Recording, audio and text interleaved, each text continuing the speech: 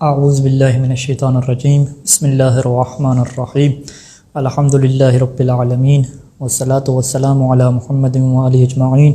واللعنۃ الدائمۃ علی اعداء محمد وآل محمد اما بعد وفقنا اللہ وإیاکم للعلم والعمل الصالحین انشاءاللہ تعالی۔ محترم مومنین کرام، موضوع گفتگو زہد فاطمہ سلام اللہ علیہ ہے۔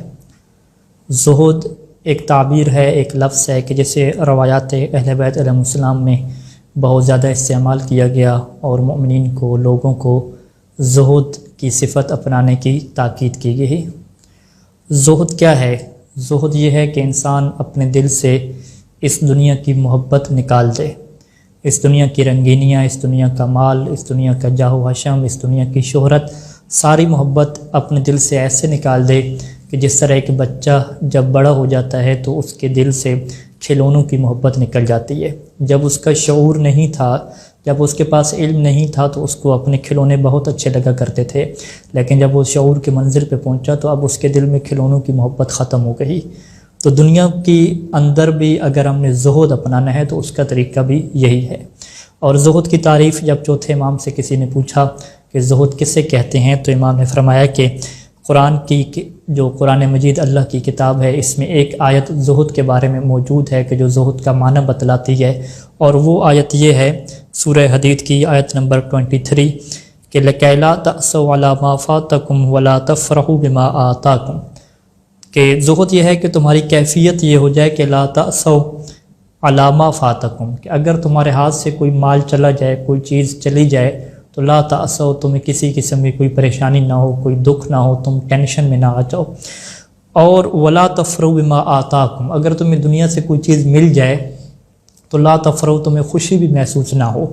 یعنی بالکل تم اس منزل پہ جا پہنچے ہو کہ اب دنیا کی کوئی چیز تمہیں ملے یا تمہارے ہاتھ سے چلی جائے تو تمہارے دل پہ، تمہاری نفسیات پہ اس کا کوئی اثر نہ پڑتا ہو۔ زیادہ مال مل جائے تو کوئی خوشی نہ ہوتی ہو، کچھ نہ ملے، ہاتھ سے ضائع ہو جائے تو پھر بھی کوئی ٹینشن اور پریشانی نہیں ہوتی۔ جب تم اس منزل پہ آ چکے ہو تو یہ وہ ہے کہ زہد ہے۔ سیدہ فاطمہ سلام اللہ علیہ کی زندگی میں یہ چیز ہمیں دیکھنے کو بڑی واضح ملتی ہے کہ ان کی زندگی میں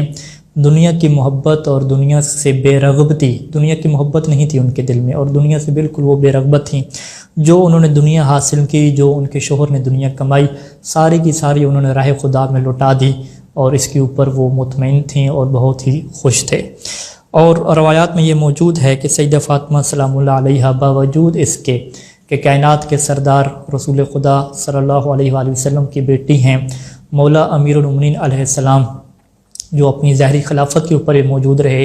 ان کی زوجہ ہیں، اس کے باوجود بھی اگر ان کی زندگی آپ دیکھیں تو وہ گھر کے کام کاج میں مکمل مصروف رہنے والی خاتون ہیں۔ اور جب وہ گھر کے کاموں میں مصروف رہتی تھیں تو ان کی زبان پہ یہی ورد ہوتا تھا کہ ما عند اللہ خیر و ابقا، کہ جو اللہ کے پاس ہے وہ زیادہ بہتر ہے اور زیادہ دیر باقی رہنے والا ہے۔ اور شیخ صدوق علیہ رحمہ نے من لا یحضر الفقیہ میں ایک روایت نقل فرمائی ہے کہ جس میں امیر المومنین علیہ السلام بنی سعد کے ایک بندے کو زوجہ عالیہ سیدہ فاطمہ سلام اللہ علیہ کے بارے میں، ان کی مشقت کے بارے میں بیان فرما رہے ہیں، اور آپ فرماتے ہیں کہ سیدہ فاطمہ جب میرے پاس تھیں تو وہ پانی خود بھر کے لایا کرتی تھیں۔ پانی کا مشکیزہ اٹھانے کی وجہ سے ان کے جسم پہ اثرات بھی اس کے پڑ چکے تھے۔ اور سیدہ وہ تھیں کہ طاحنت بالرحا، کہ جو اپنے ہاتھوں سے چکی پیسا کرتی تھیں، حتی مجلت یداہا، یہاں تک کہ ان کے ہاتھوں پہ چھالے پڑ چکے تھے، یعنی سیدہ کے ہاتھوں پہ چھالے پڑے ہوتے تھے، ان کے ہاتھ بجائے اس کے کہ نرم اور نازک ہوں وہ سخت ہو چکے تھے، چونکہ وہ مسلسل چکی چلایا کرتے تھے۔ وَكَسَحَتِ الْبَيْتَ حَتَّى غَبَرَّتْ ثِيَابُهَا، اور گھر میں اس طرح سے جھاڑو لگاتی تھیں کہ ان کے جو کپڑے ہیں وہ گرد آلود ہو جایا کرتے تھے، کپڑے گندے ہو جاتے تھے۔ اور وَأَوْقَدَتْ تَحْتَ الْقِدْرِ، اور دیگچے کے نیچے، وہ جو پانی کا دیگچہ ہوتا ہے اس کے نیچے جب آگ جلاتی تھیں تو حتیٰ تَكِنَتْ ثِيَابُهَا، تو ان کے جو کپڑے ہیں وہ دھوئیں کی وجہ سے خراب ہو جاتے تھے، کپڑے کے اوپر دھواں آ جاتا تھا، لگ جاتا تھا۔ یعنی سیدہ کی زندگی میں آپ دیکھیں کہ کتنے گھر کے مشقت آمیز کام وہ خود کیا کرتی تھیں۔ اور پھر روایت کے اندر یہ موجود ہے، اور کتب تاریخ نے اس بات کو لکھا ہے کہ سیدہ نہ فقط یہ کہ اپنے لیے آٹا پیسا کرتی تھیں، بلکہ محلے کے اور پڑوسی وہ افراد کے جو فقراء تھے، جو غریب تھے، کہ جن کے پاس یہ استطاعت نہیں تھی، جن کے پاس آٹے کی چکی نہیں تھی، سیدہ ان تمام محلے کے فقراء کو بھی آٹا پیس کر دیا کرتی تھیں، اور جب پانی بھر کے لاتی تھیں تو محلے والے وہ افراد کے جو خود پانی بھر کے نہیں لا سکتے تھے، کمزور تھے، نالان تھے اور ان کے جسم میں طاقت نہیں تھی، تو سیدہ ان کو بھی پانی پہنچایا کرتی تھیں۔ اور اسی وجہ سے بعد والے لوگوں نے کچھ سیدہ کے اوپر اعتراض بھی کیے کہ یہ کیسی سیدہ ہیں کہ جو محلے والوں کے کام کر رہی ہیں۔ در حقیقت وہ لوگ دینی اقدار کے اور اخلاقیات کو نہیں جاننے والے لوگ تھے۔ اور اسی طریقے سے ہمارے پاس بہت زیادہ روایات ہیں کہ جس میں سے ایک روایت کے جسے بحار الانوار میں علامہ بشیر رحمٰن نے تفسیر الثعلبی سے، اور اسی طریقے سے تفسیر القشیری سے جابر بن عبداللہ انصاری سے نقل فرمایا ہے کہ ایک دفعہ اللہ کے نبی نے اپنی بیٹی کو دیکھا، کس حال میں دیکھا کہ علیہا کساء من اجلۃ الابل، کہ اونٹ کی جو جلد کی بنی ہوئی چادر ہوتی ہے سخت قسم کی، وہ ان کے اوپر تھی، وہی تطحن بیدیہا، اور وہ اپنے ہاتھ سے چکی پیس رہی تھیں، وترضع ولدہا، اور بچے کو دودھ بھی ساتھ پلا رہی تھیں۔ جب اس منظر کو دیکھا اللہ کے رسول نے تو روایت یہ کہتی ہے کہ فدمعت عینا رسول اللہ صلی اللہ علیہ وآلہ، تو اللہ کے جو رسول تھے ان کی آنکھوں میں آنسو آ گئے۔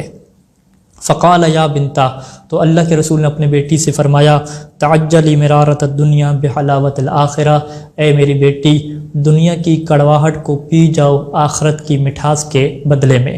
یعنی یہ دنیا کی کڑواہٹ ہے، یہ دنیا گزر جائے گی، تم اس سے پی لو اور اللہ تمہیں آخرت میں اس کا بہت بڑا اجر دے گا۔ تو جب یہ جملہ سننا تھا تو سیدہ نے آگے سے کیا جواب دیا؟ فقالت یا رسول اللہ الحمد للہ علی نعمائہ وشکر للہ علی آلائہ، اللہ کی حمد کی، اللہ کا شکر بجا لایا۔ اب روایت کہتی ہے کہ فانزل اللہ، قرآن کی آیت نازل ہوتی ہے کہ وَلَسَوْفَ يُعْطِيكَ رَبُّكَ فَتَرْضَىٰ، کہ عنقریب اللہ آپ کا رب آپ کو اتنا اجر عطا کرے گا کہ آپ اس سے راضی ہو جائیں گے۔ تو سیدہ کی زندگی میں اس طرح کے حالات ملتے ہیں کہ کبھی بھی انہوں نے دنیا کی جو آسائش ہے، دنیا کی سہولیات ہیں، اس سے فائدہ نہیں اٹھایا، بلکہ جو کچھ بھی ان کے شوہر کو جنگ میں ملتا تھا غنیمت کے طور پہ، ان کے جو بڑے بڑے باغات تھے، اتنی زیادہ آمدن ہوتی تھی، کبھی بھی اپنے اوپر خرچ نہیں کیا بلکہ سب کچھ عطا کر دیا۔ اور روایت تو یہاں تک بھی ملتی ہے کہ جب شادی